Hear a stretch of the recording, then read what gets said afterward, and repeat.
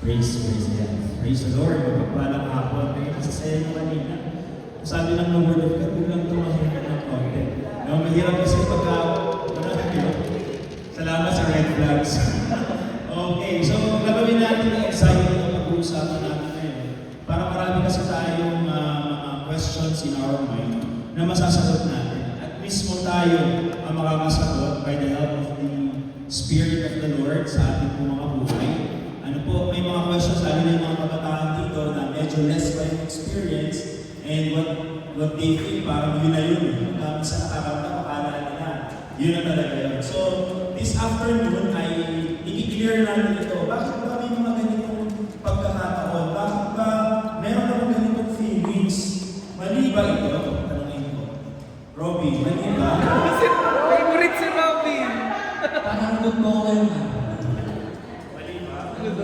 Mali ba yung nararamdaman?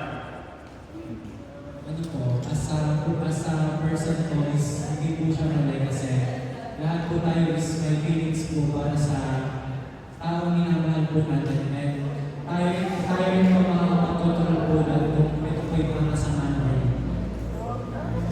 So, salamat po. Kita natin na what we feel is actually normal naman talaga. Ngayon, pag-uusapan natin, medyo konting scientific. Bakit nga ba natin ito na-reveal? No? Bakit pagdating ng ganitong age, mas mataas yung pakiramdam? Kaya minsan nag-overlap yung feelings at saka yung love. Kaya napakaganda ng topic natin ngayon mga po. It's about bound to marriage. Commitment, ang ating beyond feelings. So lahat ng bagay ay hindi lamang sa ating nararamdaman. Okay? So ngayong hapon, no, we are praying na matutunan natin magkaroon tayo ng tamang pag-iisip, no? Tamang perspektibo, kung ano talaga yung dapat natin, yung pag-nararamdaman mo is really, minsan tayo na nalilito, no? Bakit parang tayo nagiging abnormal yung pakiramdam, okay? So this afternoon ay nais ko po mag-share sa bawat isa sa atin.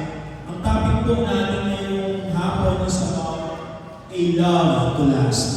Last for long, no? Mahabang panahon. Makikita natin 1 Corinthians chapter 13, verse 8, no? Memorize natin ito, lalo na noong February 14. Ang dami kong nababasa about this, no? Love is patient, love is kind. It does not envy, it does not boast, it is not proud. It does not dishonor others, it is not self-seeking, it is not easily angered, it keeps no record of wrongs. No? Verse 6, God does not delight in evil, but rejoices with truth. It always protects, always trusts, hopes, and perseveres. 1 Corinthians chapter 13, verse 4 to 7. Tayo muna sa tayo manalangin. Father God in heaven, in the name of Jesus, we thank you, Lord, for this afternoon of your goodness and for this opportunity na binagalog mo for these young people, Lord, to listen and to hear your word. Mga bagay na dapat itama, mga bagay na dapat maayos bilang mga kabataan ng Panginoon pagdating in this kind of love, Lord, that they feel. Lord, we ask for the guidance of the Holy Spirit, Lord God, in the impression of your word. This we pray in Jesus' name. Amen. Amen. Hallelujah. Let us continue. Malakpakan natin natin mga Panginoon. Last February, February natin, we talk about much of the love of God. Ang ganda rin ng programa sa Lino. And I believe hindi lamang yung mga kapwa Kristiyan, marami mga bypassers na nakakita that love is not actually about relationship lang ng tao. But we highlighted in that part na tayo ay we are love, meron tayong pag-ibig because the Lord loved us first na inuunayan natin during February. So maraming salamat for that. At ngayon naman, sabi nga kanina ng ating dalawang gwapong host, no? Dalawang gwapong host kanina na napasamit tuloy ako. This time naman is about yung practical, about us, about you young people, how you deal no, dito sa pag-ibig na to, kapag naramdaman mo na yung ganitong kakaibang feelings na hindi mo naman dati gusto mo lang dati maglaro, gusto mo lang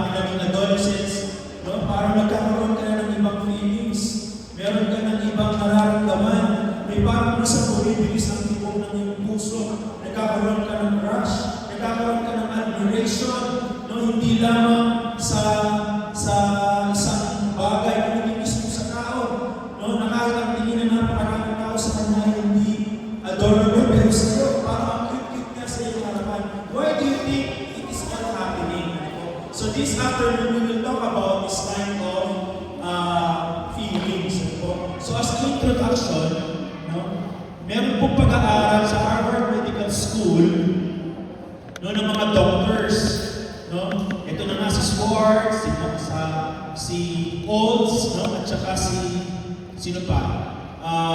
Itong dalawa na to, at si Jacqueline Olds, yan po, they are professors in Massachusetts General Hospital, and they made their study about, they call this the science of love, no? In their recent research, nagkaroon sila ng pagtingin, bakit ba may ganitong klase nararamdaman ng tao? Why they are, meron silang feelings of love, no? Makikita natin in the excerpt of this study, no? Nagkaroon sila ng pinaka-source nila, yung ceaseless fascination since antiquity. Artists have tried to capture its beauty and darkness kasi nakikita po nila na hindi lamang yung admiration sa tao no? Even the artists, yung artist parang ang mga totoong artist, pag nakita for example ng painting, no? Ang totoong artist, nakikita nila yung beauty, yung ganda. So pinag-aaralan nila kung bakit meron ganitong feelings, and why other people feel in the same way. So behavioral scientists have explored love as a social ritual. Psychologists have studied its pathological manifestation, and evolutionary biologists have sought to define it as a drive linked to the very survival of a species. So hindi lamang para tao, even the animals attract to other kanilang mga species, no? So meron palang normal thing talaga ang attraction, nakuha po natin, na hindi lamang sa tao yung attraction, and even animals they do attract. Okay po? So nakita nila yon. So these studies have shown that falling in love sets off neurochemical cascades. So merong chemical components na gumagawa sa ating katawan. Why do we feel this way? Nakuha natin? So medyo pupunta lang muna tayo ng konting pag-aaral. Sabi dito, falling in love is turbulent and stressful with levels of cortisol rising. Cortisol is a chemical component na tinatawag din natin as stress hormone. Nakuha natin? Cortisol ang tawag. So isang tao na in love ay the same thing pala na nag-a-arise yung cortisol sa taong stress at sa taong in love. Nakuha po natin? So talaga palang stressful ang may love. Tama ba? Oo daw. So naniniwala kayo ba? Kuya Jeremy, stressful ba? Nagpala ba?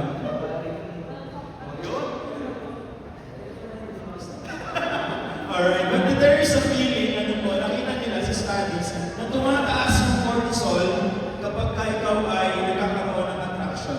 No? Kasi yung taong nagugustuhan mo, no, there's something that he or she might do something na hindi mo nagugustuhan, you feel frustrated, you feel bad. So nagkakaroon ng stress. Okay po? Nakuha natin. Let us continue. Mabilis lang po ito. So this time din po, sinabi na dito sa research that people experience decreases in serotonin levels like the obsessive state and depression. Kapag daw po nagkaroon na ng frustration or stress, bumababa naman daw yung serotonin level, kaya nagkakaroon ng depression. Kaya yun pala, ang mga taong na heartbroken, meron palang season of depression. Kasi bumaba yung serotonin level. So, ibig sabihin, nag-a-adapt yung sarili natin of our feelings. Okay? Kaya makikita natin yung mga taong na in love, tapos na heartbroken, may season ng kanilang pag-cope, doon sa sitwasyon. Pero ang good thing with this, hindi ito nagtatagal. Let us continue.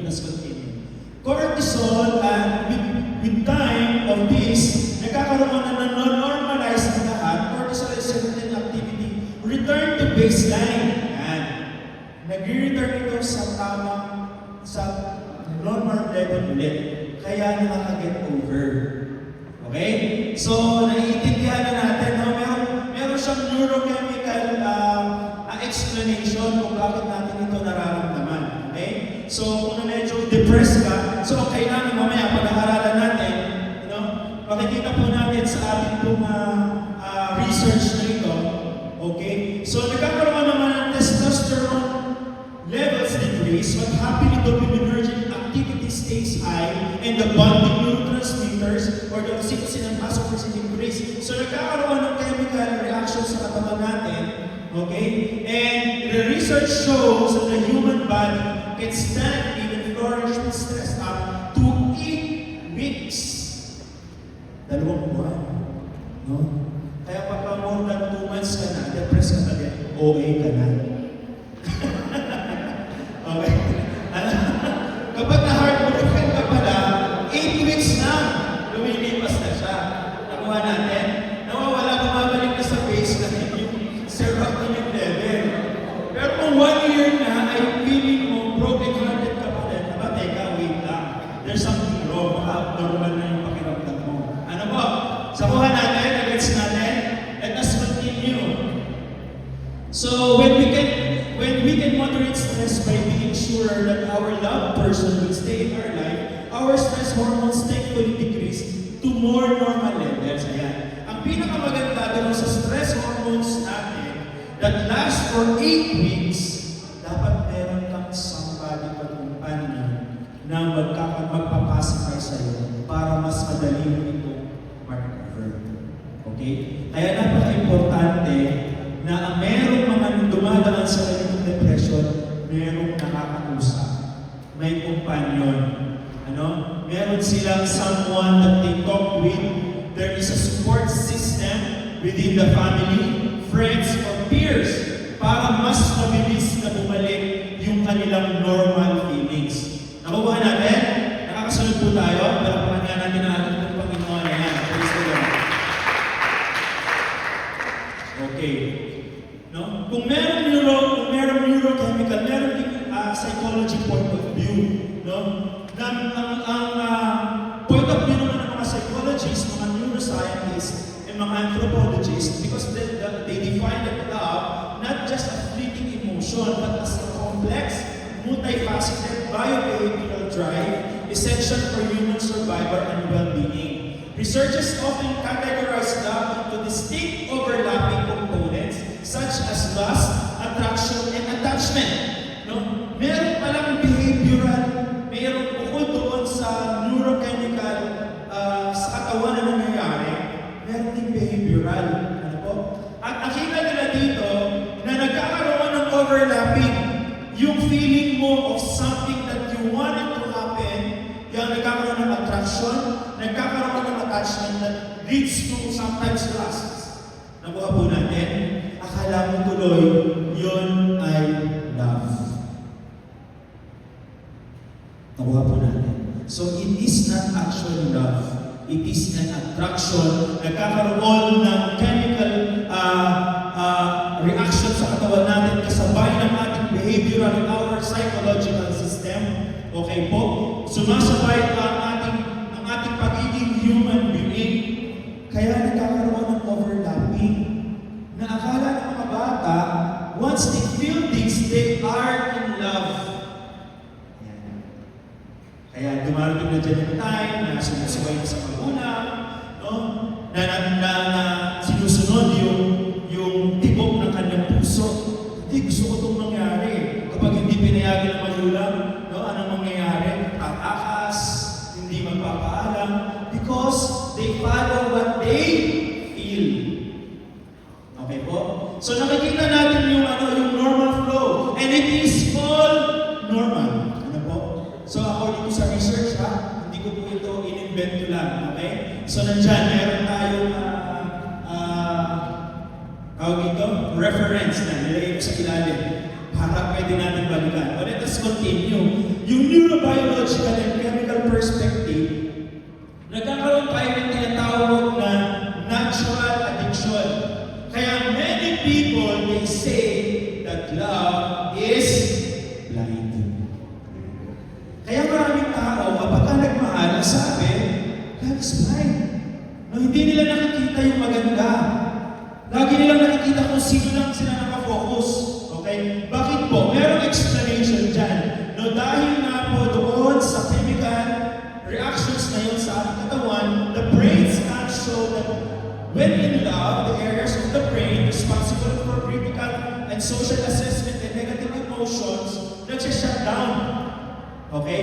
Kapag tumaas ang level ng mga ito, no, yung brain mo hindi na makapag-decide. Na-overpower na siya ng feelings. That's why many people say that love is blind. Nakuha po natin. So nakita natin yung sistema natin na meron tayo sa ating katawan. Napakagaling ng Panginoon namin. No? Ang galing ng sistema ng ating pong Lord. No? So itong fear na to, o yung ating nararamdaman nito, yung ating mind, no? Yung ating mind, nagsha-shutdown yan because of feelings. Kaya minsan, akala mo tama yung pag-iisip mo, pero actually, hindi. Minsan, kahit anong pagsasabi, pag-advise sa'yo, your mind is what? Closed. Skeptical ka na. Kasi wala ka ng ibang pinakikinggan kung hindi yung iyong nararamdaman. Tanongin mo sa kanila mo, ganito ka ba? Ganyan ba? Ganyan ba tayo? No? Nagiging skeptical. Kaya tuloy tayo ng mga good advices ng parents, good advices ng ating leaders, good advices ng ating friends. Hindi na natin nararamdaman. Hindi na natin nakikita kasi close na yung ating isipan. Okay? Nakuha po natin. So nagkakaroon tayo ng skeptic mind. Kaya marirealize mo lamang ang lahat ng ito kapag nasaktan ka na.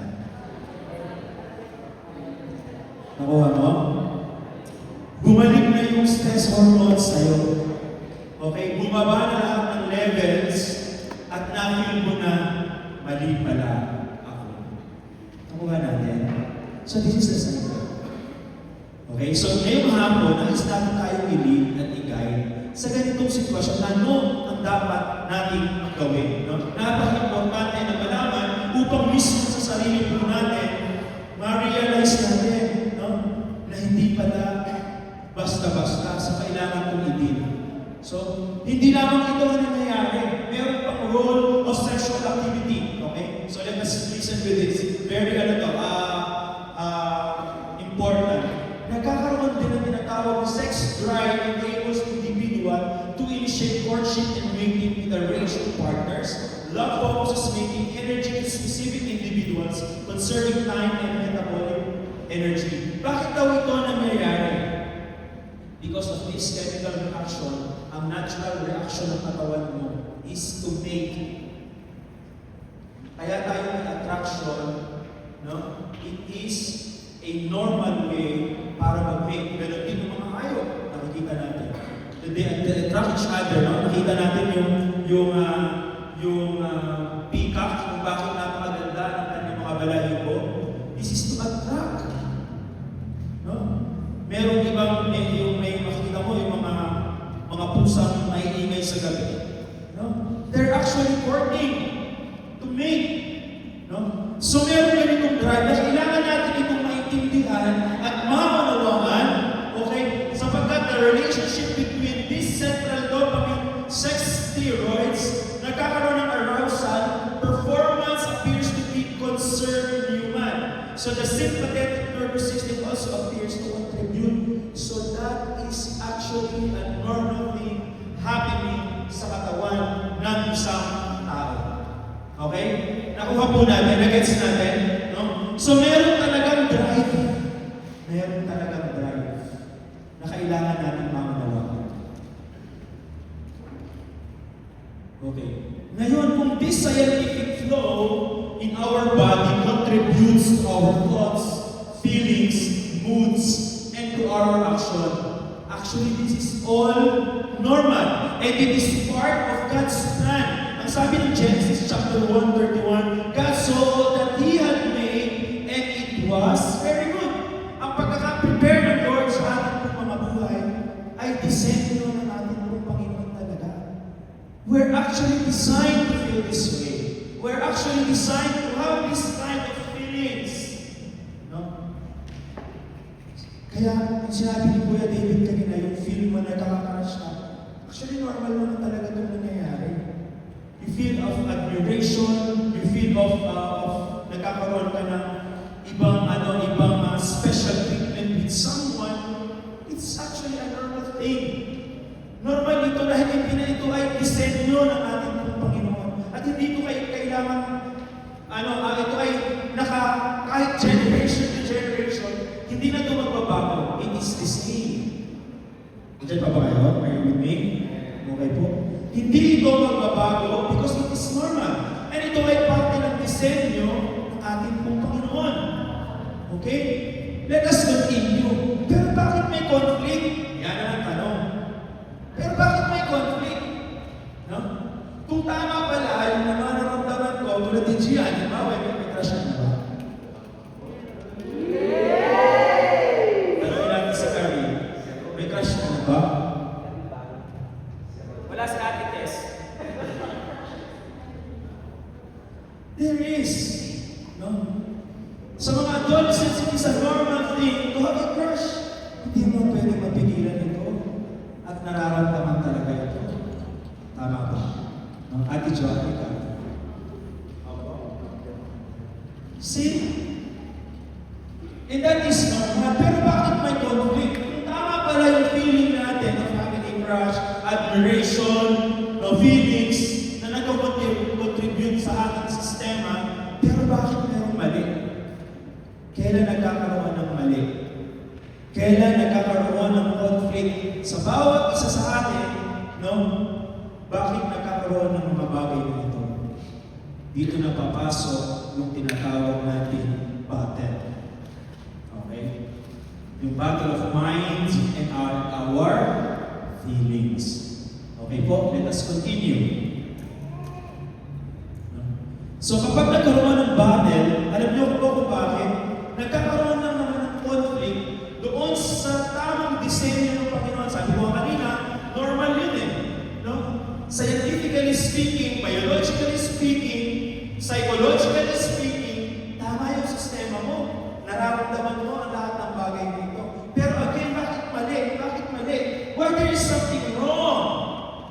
Kapag itong conflict nito sa buhay natin, no? Tama yung disenyo ng Lord. Nagkakaroon ng mali. Kapag, next slide please. When our enemy rides into the natural flow, he wants to come in and to defy God's plan. Ang plano ng Diyos maganda. Perfect sa ating plan. Your feelings, what you feel right now, what you have right now, ay normal. Pero magkakaroon ng conflict sa paanong paraan in our spiritual life. Nakuha po natin. Kasi sinasakyan na ng kaaway yung nararamdaman mo, yung feelings mo, yung mind mo, yung thought mo. Nararamdaman mo na parang gusto-gusto ng tao na to, no? Iniligawan mo. Sabi ng nanay mo, hindi pa po pwede, bata ka pa. No? Sasakyan ng kaaway yan. Mali yung nanay mo. Feelings yan, sabi ng Lord, okay lang yan that you feel that way. Nakukuha natin sa nagkakaroon ng conflict. Amen. Nagkakaroon ng conflict kapag yung tamang disenyo ng ating pong Panginoon ay nabago sa ating pong mga buhay. Na hindi naman dapat ganito yung sitwasyon ng pagkakataon, pero nagkaroon ng pagbabago because number one, the conflict arises when, basahin natin number one, timing is hindi pa tamang panahon. What you feel is the crush. Mag-linger ka na muna sa pagiging crush mo. Huwag ka na muna pumunta pa sa mas malalim pa. Hindi pa para sa iyo ang oras na iyo. Nakuha mo? No? If you're 14, 15, nasa kamay ng 14 years old. 13 muna, 13. Wala ba? 14. Sige po, taas. 14. 15. 16. 17, 18, 19, 20. Diba? O yung above 20, taas na yung kamay. Okay yung ano, maganda kahit age na yan eh. So makikita natin, at ito mga tinanong natin kanina mga bata, they feel this way. Meron silang nararamdaman. Pero anong conflict kasi, number one, hindi pa tama yung ano. Nakuha natin. Again, hayaan mo na magka-crush ka.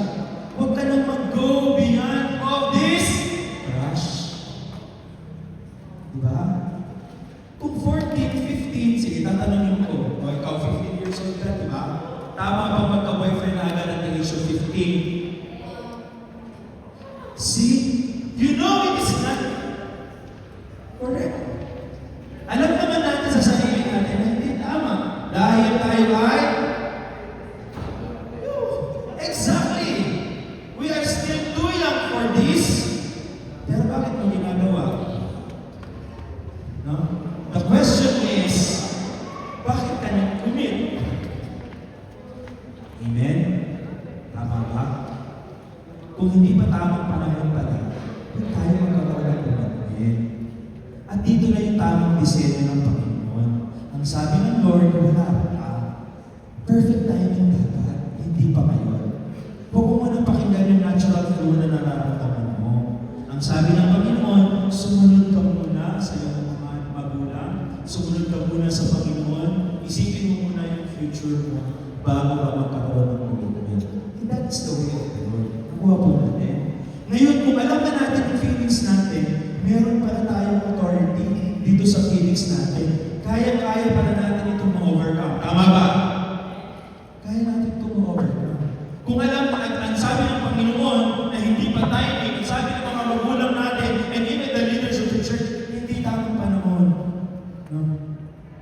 Ibig sabihin, hindi ba talaga tamang panahon? Okay? Ngayon, kapag ginawa mo pa rin, even in your early alam, sa palagay mo ba, magiging successful ito?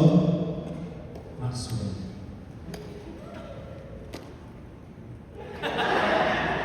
Okay, ikaw, pagka ganito, magkakaroon ba ng success? For sure hindi. Kasi bakit? Mali sa panahon. Tama ba? It is too early. It is too early.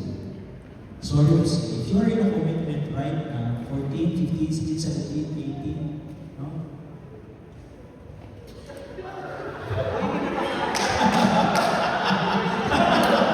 Ano sabi mo? Hindi pa nga. Tama na ba yung panahon? Hindi pa din. Hindi pa rin time ng first time. Okay? It is correct. So para maging maganda yung disenyo ng Panginoon sa atin, sa ating buhay, no? Dapat tamang panahon. Doon sa Habakkuk chapter 2 verse 3, sabi ng Lord, huwag tayo magmadali. Although this situation is different, pero sinabi ng Lord, huwag kang magmadali. It will happen according to His will and purpose. Okay? Huwag na tayo magmamadali. Okay? Number 2, no? Karoon nagkakaroon ng conflict. Number 2 is, a person is not right. Hindi pa siya yung perfect guy. Hindi pa siya yung perfect God for you. Masyado ba? Ikaw? Masyado ba bata? Hindi ba tama? Hindi pa siya yung perfect for you. And one thing more, no? Sometimes we feel attraction with others na hindi talaga tamang okay? Na kailangan natin itong maunawaan. No? Another example of this is a person is not right. Minsan, makikita natin, di ba, lalo sa high school, napakadami dyan, yung babae, ako babae, nagkakakas ako babae, no? Yung lalaki, it's the same thing, ano? Pero hindi tama yung tao. So, dapat hindi tayo nag-linger sa ganong feelings. Kasi yan ay gawa ng kaaway. Nagra-ride yan doon sa nararamdaman mo. Sa akala mong tama, pero totoo, mali. Nakuha po natin, no? The person is not right. Lagi natin naririnig, paano naging mali ang pagmamahal, ang pag-ibig? No, pag sinabing pag-ibig, dapat laging tama, pero hindi eh. Kahit tulad na nung binasa natin kanina, na ang pag-ibig ay hindi lamang nakabasa sa nararamdaman. Love is patient, love is kind, love is not rude. No, hindi ito nagmamapuri sa maling gawa. Love is what? Truthful. Kung mali yung tao, paano naging mahal mo sa tao? It is not love. It is only attraction. It is only feelings. Hindi yun ang tunay na pag-ibig at pagmamahal. Nakuha po natin. Kaya marami nagkakamali. Nagpapakasal sa batang edad, no, nagkakaroon ng commitment, no? Ay hindi po siya Christian, pero feel na talaga siya. Pwede bang siya na lang, Lord? Oo. Ang sabi ni Jai Jai. Oo. No? There's something wrong. Merong mali. Kasi hindi tama yung tao. Hindi yung para sa'yo. Kung napifeel mo yan in your, yung kaparehas mo na gender, lalong hindi tama. Kasi alam naman natin na hindi yun ang kalooban ng Panginoon. Amen. Kaya ang dami na nangatwiran eh, na ang pag-ibig daw, di ba? Ang pag-ibig daw, okay lang, maramdaman. Importante yung love.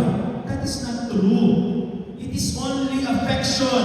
Sabihin mo sa katabi mo, affection lang yan. Hindi yan love. Okay, nagigets? Nakukuha natin?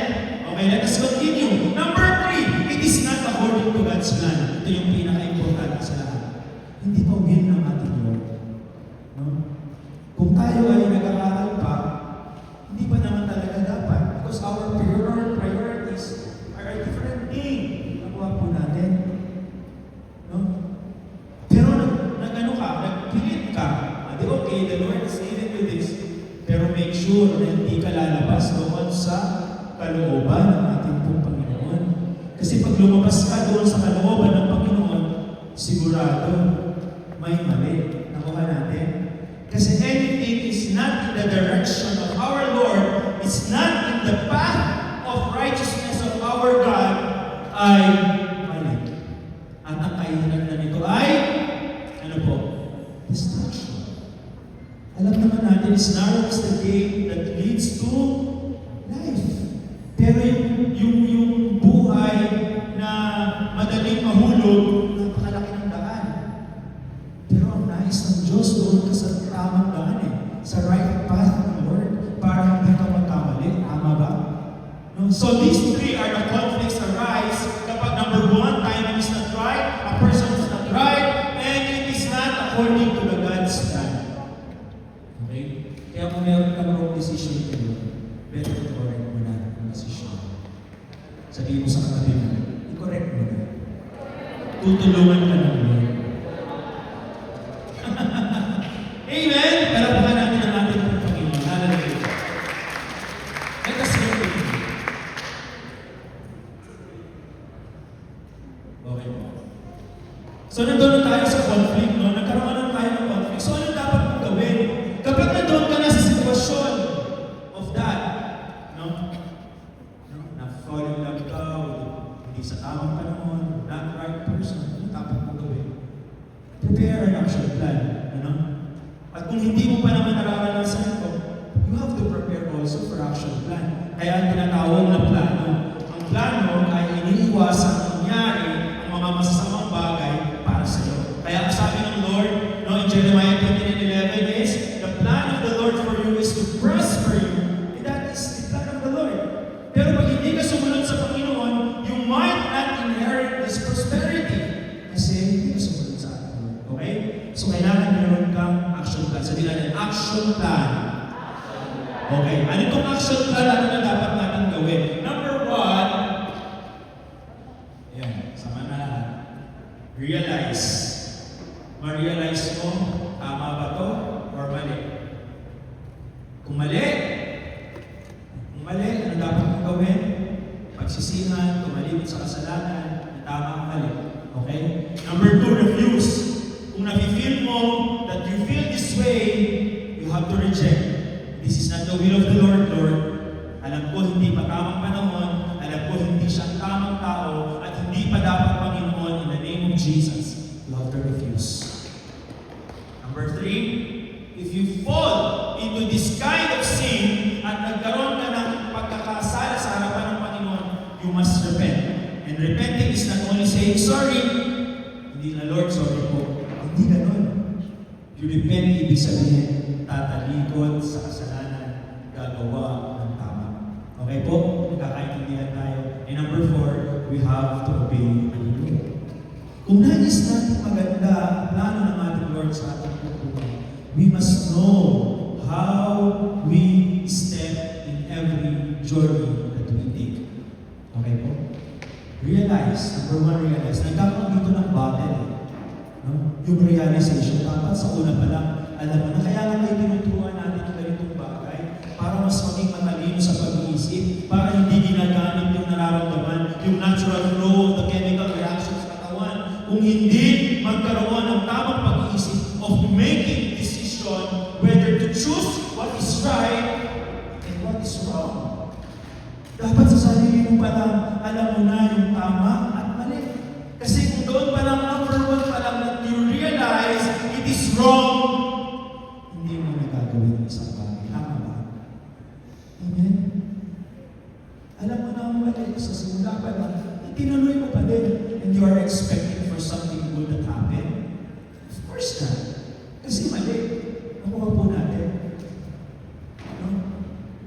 The good thing with the Lord, pagkasala tayo, ay handa tayo patawarin ng ating Panginoon. But remember, God can forgive, but you cannot escape from the consequence of the word. Nakuha po natin. Kaya kang patawarin ng Panginoon. Katulad ng mga magulang natin, kaya tayong patawarin kapag tayo nagkakasala. Pero yung consequence nito, hindi ka makakatakas. Kahit tayo ay nasa atin ng Panginoon, the consequence will remain. Nakuha po natin. Na-fall ka sa pagmamahal. Nagkaroon ka ng commitment. Ikinasal ka ng bata. Okay, patatawarin ka ng Panginoon. Pero yung consequence nito, how long you will suffer? Gaano katagal ka magsasuffer? Gaano katagal? No? Baka mawala ka pa sa Panginoon kapag na-test yung faith mo hindi tama at hindi firm yung foundation mo of your relationship with our Lord, nawala ka pa sa Panginoon. Nabuha po natin, mga kapatid. Ang mga kapwa kabataan, no? Mga young people, listen to this very carefully. Yung critical na pag-iisip, napaka-importante. From the first thing that you need to do is to realize first. Mali ba? Pray, Lord. Kapag sabi mali. Lord, kapag firm yung foundation natin sa ating Panginoon, once you realize it is wrong, it is wrong. At ang mali sa Panginoon ay mali. Hindi kailanman itatama ng Panginoon. Ang mali ay mali. Kaya may consequence kapag tayo ay nagkasala. Nakuha natin. Ang pinakamahirap dyan sa apat na yan is number 2, actually, is to refuse. Kasi ito yung battle. No? Ito yung battle talaga. No? Kasi, Lord, feel ko na talaga. No? Ito na yung mga signs mo. Walang banyo, umulan, umaraw. No? Yung unang pumasok na blood yung buhok, saan na yun, Lord? Ay kulay green. Pwede na rin, Lord. Di ba? We set standards kasi of the way we think, of the way we feel. Actually, mga nararamdaman na naisip mo, galing lang yun sa'yo. Kasi yun yung gusto mong maramdaman. Tama ba? Kaya kailangan natin mag-refuse. Refuse natin. Pagka alam natin wrong is wrong. Paano yun? I feel the love. Sabi ko na sa'yo, hindi yan lang. Affection lang yan. Feelings lang yan. At lumilipas yan, tandaan mo. No? Yung depression lang, 8 weeks lang, nawawala na. Ano pa kaya yung nararamdaman mo ngayon? No? Bigyan ka lang ng chocolate, baka makalimutan mo na siya. No? Yeah, chocolate is happy mood. Kasi ice cream, chocolates, banana. Kapag medyo stress ka, kahit na lang ng chocolate or banana or ice cream, then you get back to your happy mood. And that is true, no? Ibig ko pong sabihin, makikita natin, you have to refuse. Refuse. Sapagkat, kaya-kaya naman natin ito. Amen? Ako, parang mahina. Kaya ba? Amen. Even if it's refusing is the most difficult among the action plan because it is a battle. Pero ang sabi ng James chapter 4 verse 7 to 10 kasi submit yourselves then to God, resist the devil, and he will flee from you. Come near to God and he will come near to you. So meron talang sagot ng ating Panginoon. Lumapit tayo sa Lord. Ay, boy, very spiritual. Wala tayong magagawa. Yun talaga yung design ng Panginoon. Kailangan natin sumunod sa Lord. Or else, handa ka sa consequence. Gusto mo ba yun, Chavez? Diba? Christian ko mag-suffer tayo for a longer period before you realize. Tama ba? Kaya yung mga alam mo magiging mali, huwag mo na natin gawin. Kaya namin kayo tinuturuan. Nung kami marami nang natutunan mga bagay, and you are so blessed kasi may mga ganitong klaseng gawain na hindi katulad ng mga ibang mga ibang kabataan na napapariwara na lang, they make their own decisions, go with the flow, and what will happen. You are so blessed. Kaya mahal na mahal tayo ng ating pong Panginoon. Sabihin mo sa katabi mo, alam mo, mahal ka ng Lord. Kaya huwag ka naman mahal ng iba. Amen! Let's focus ourselves in loving the Lord. Kaya sabi dito, come near to God and He will come near to you. Amen? So kapag ka po tayo ay yung ating pagmamahal sa ating pong Panginoon and you humble yourselves, ang sabi dito, you can now resist the devil. Amen. Kapag mahal mo ng Lord, no? Kahit tumibok ang puso mo, hindi pa tayo ng Lord mas mahal kita kasi sa nararamdaman. Kasi yung nararamdaman, lumilipas din yan. Okay po? Nakuha natin? Amen. Malapit na ako magtapos. Praise the Lord. Kaso nga lang, we fall into sins because we believe in our own way. Akala natin, yung nararamdaman mo tama, alam mo ay mali, no? Nagkakaroon tayo tinatawag na shortcut. Proverbs chapter 14 verse 12, there is a way that appears to be right, but in the end, it leads to death or napahamakan.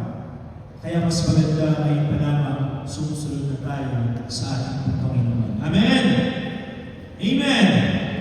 Labitin mo yung isa sa katabi mo. Nandiyan ka pa ba? Amen. Baka ayaw na niyang pakinggan, no? Kasi medyo napapagalitan na ng konti. Hindi naman, no? We are reminding everyone, no? Ang Lord is full of grace. Punong-puno ng pagmamahal ng Diyos. Kaya nga punong-puno siya ng reminder sa akin. No? Kung ang Diyos ay malupit, bawat pagkakamali natin, tititikin lang tayo sa isa, bubuwan lang tayo, pero hindi lang ng Lord eh. Di ba? Full of grace. Lord is reminding every one of us para po tayo ay sumunod ng naayon sa kalooban ng ating Panginoon. Just to give you a statistic na mabilis na para lang mabuksan ang ating kaalaman next time. Alam niyo ba, sa Pilipinas, living birth among girls aged 4, live birth among 8 years, sa panahon natin ngayon, 10 to 14 years old, nanganganak na. Hindi ba kayo di ba nakakabahala ito? No? Maliit siya. Nababasa mo ba? No? 38 years under 15, experience multiple pregnancies, 15 years old, nanganganak na. Gusto ba natin mangyari ito? No? Hallelujah. In 2023 yan, multiple births under 20 years old gave birth 5 or more than how many times? Listen carefully, girls. No? Tandaan po natin na talagang po usapan marami. Calabarzon. Nasaan po tayo? Diba? Nasa thickly populated area po tayo. No? Misguided ang ating mga kabataan. Misguided ang ating maraming kabataan. Kaya po sa oras po, listen carefully, no? Listen carefully. Napakaseryoso po ng usapan. No? Hindi lamang po ito statistic na marami ng babae nagpapapala. Okay lang. It's not okay. No? So ngayon, mabuksan ang ating kaisipan ng kapatid, no? Na seryoso ko sa ito, kaya kailangan natin mas maging matalino. We have to have our action plan. Ano yung number 1? Realize. Alalahan natin ang gusto natin ng Panginoon. Think of all the good things of the Lord. Refuse. If there's any battle between what you feel and what you think, always choose what is right. Always choose what is godly. Kung ano yun na naayon sa kalooban ng Panginoon, we have to obey that. Amen. Palakpakan natin ang ating Lord. Hallelujah! At hindi lang yun. Alam niyo ba, napakadami din ang HIV cases in the Philippines 2025. Nababahala ang ating gobyerno. No? Imagine 1 to 14 years old, merong 20 na cases, 15 to 24, 1,700. Nasaan yung age na pinakamarami? Nandoon sa 15 to 34 years old. Yun yung panahon na medyo mataas yung ating mga chemical component sa ating mga sarili. No? It's according to our DOH. No? Ganito kaseryoso ang problema ng ating lipunan. Kaya mga kapatid, we have to think. Kailangan natin surrender ang ating buhay sa ating Panginoon. Amen? Because that is the only way para hindi natin maranasan ang pangit na sitwasyon sa ating buhay. Napakaganda ng thing natin about to marriage. Whenever that you think of getting into a relationship, you always think, is this for long? This will last for a long time? O baka gusto mo lang kasi para mag-flex ka lang sa FB at saka sa Instagram. Gusto mo lang may flex sa IG na ng 40 may nagbigay sa'yo ng roses and chocolates. O na gusto mo lang may flex, no? Na meron ka ng someone with you. It is our motive of doing this. Kamuha po natin, mga kabataan, kaya na po kayong dalawa, pwede pa rin kasali. Na-relate ba? Sabi, praise the Lord. So salamat sa Panginoon that we are learning. Nakukuha natin yung mga sa mga bagay, sa sitwasyon na dapat natin maiwasan at kaya pang iwasan while we have all this time. Tandaan natin, marriage is sacred. Hindi basta-basta ang marriage. No? Sorry ba yung phone dyan? No? Marriage is sacred. No? Ang Bible ay nagsasabi, no? The sacred covenant between man and one woman, designed by God to reflect His relationship with His people and unite spouses of a lifelong commitment. No? Ang marriage na ating Panginoon ay disenyo ng ating Panginoon. Pero dapat nasa tamang panahon at nasa tamang pagkakataon. Okay? Nakuha po natin. No? I'm telling you this kasi I have so many experiences po. Alam niyo ba na hindi madali ang isang buhay at sinasabi ko sa inyo na being in a relationship, lalo na kung medyo mahaba ang nag-asawa, hindi po madali. Ako po ay honestly ay nahirapan talaga. We got married at the age of 25. Masyado pa rin bata. Bata pa din. For me, parang gano'n. If there's anything that I regret is yung mga bagay na dapat sana mas maayos ang ginawa. Kaya ako sinasabi sa inyo to, hindi para maging inspiration kasi my life is not an inspiration. It is actually a lesson. Ano? No? Ang marriage is really sacred, mga kapatid. No? Gusto ko nga sana ipalabas yung SD namin, pero may time pa ba? No? I want you to, hirami ko mga bisa. Hindi mo alam pa eh. Okay?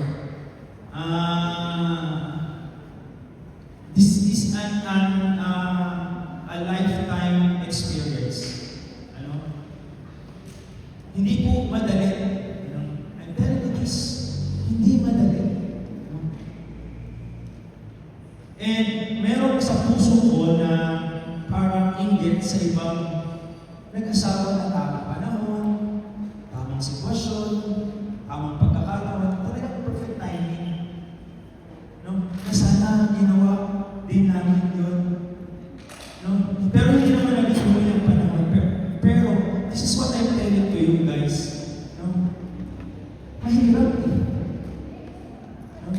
Yung aming marriage natin, hindi po smooth. Nakikita nyo yung aming mga posts na minsan. We're happy, yes. Masaya po nang nalalaman kayo nasa Panginoon. Pero ang sitwasyon ko hindi po first 1 to 5 years, grabe, kahirap. Number 1, dahil, pwede na ba? Pa-off ng light, tingnan natin. May sound ba? Ayan. Sorry, i-share ko lang for a while. I just want to give a exact realization sa atin. Again, nasasabi ko sa inyo, our life is not inspiration. It is actually a lesson. And I want you to, this is an actual SDE, ng aming renewal of vow ni RTC. Can we play it? May sound ba? Wala.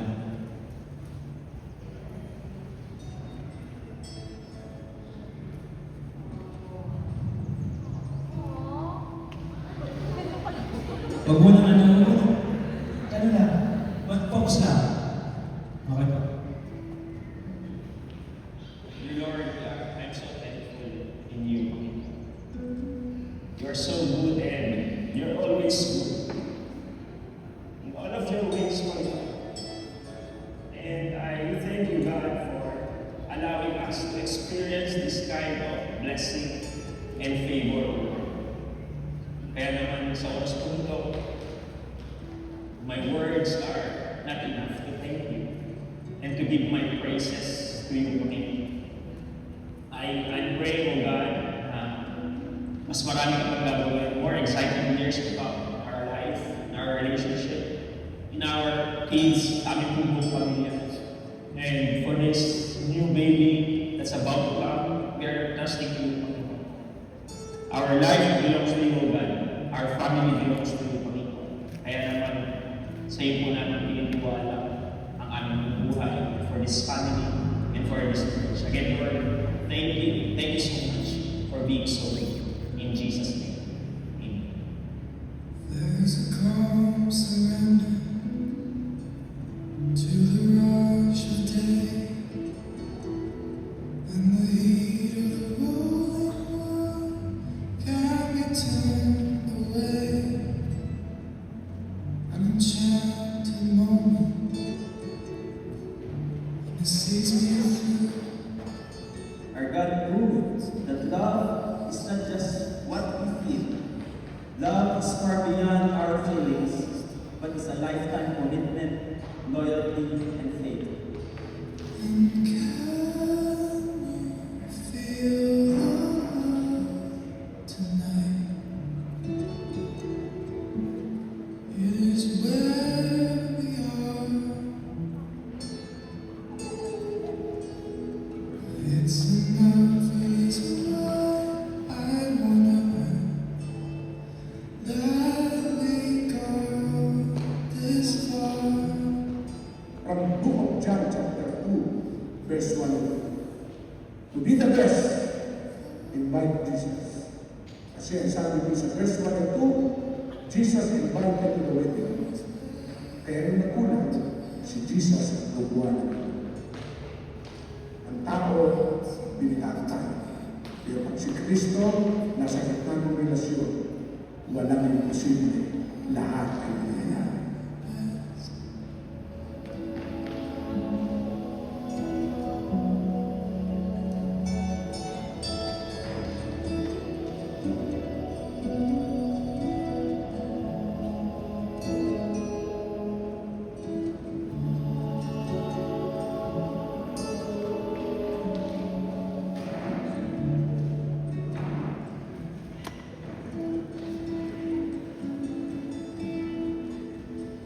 There's a time for I still remember the moment our relationship was almost broken and we both hung a prayer. Parehas tayo nabago. Parang gusto ko lang sumuko. Parang gusto na natin isuko. Pero di tayo nangyayari ng Panginoon. God is so faithful and He's never good. He listened to every cry and our prayers. He reminded us of His word. And can you feel the love tonight? It is where we are. And today, together with our children, in the presence of our God Almighty,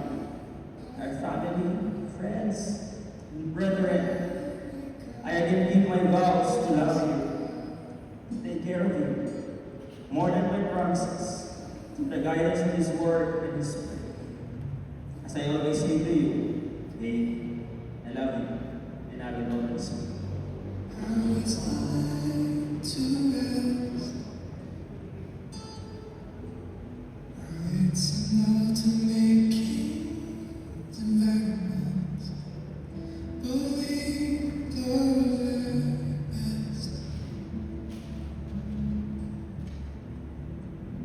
It's enough to make kings and vagabonds believe